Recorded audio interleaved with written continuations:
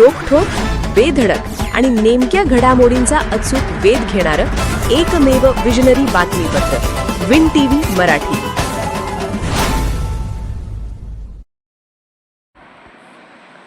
येवलूजमधील विठ्ठल सेवा सोसायटीची विहीर ठरतीये गाव पांढरीची जीवनदायिनी. पन्हाळा तालुक्यातील येवलूज गावात एक अशी विहीर आहे जी केवळ पाण्याचा स्रोत नसून सहकार, दूरदृष्टी आणि ग्रामीण शहाणपणाचा जिवंत वारसा ठरते आहे.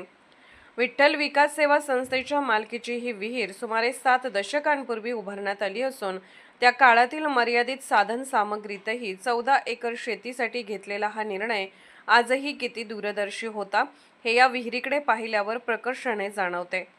ज्योतिबा डोंगर परिसरातील मजबूत बेसॉल्ट खडकाचा वापर करून उभारलेली ही विहीर आजही भक्कम, स्थिर आणि टिकाऊ आहे. त्या काळातील कारागिरांचे कौशल्य आणि कलात्मकता यांची साक्ष देणारी ही रचना पाहणाऱ्यांना अक्षरशः भुरळ घालते. स्वातंत्र्यानंतर ग्रामीण भागात सहकाराची चळवळ रुजत असताना त्यावेळचे नेते कमी शिक्षित असूनही अत्यंत दूरदृष्टीचे होते. स्वतःचा संसार सांभाळत असतानाही समाजाच्या विकासाचा विचार करणारी ती पिढी अधिक सामाजिक बांधिलकी जपणारी होती हे या विहिरीच्या उदाहरणातून स्पष्ट होते. आज मात्र अनेक ठिकाणी सहकारी संस्थांचे तुकडे होताना दिसतात.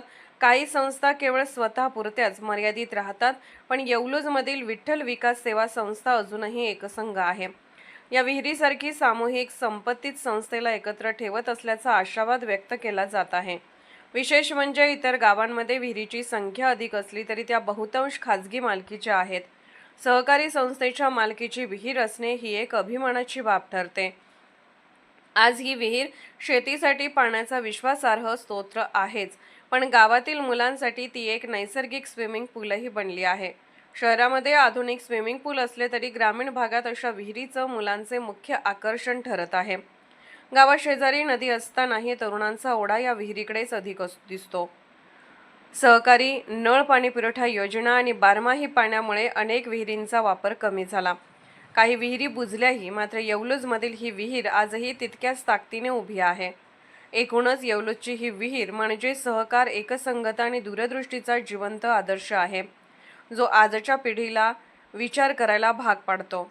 विन टीव्ही मराठीसाठी कोतोलीहून बाबासाहेब चौगले.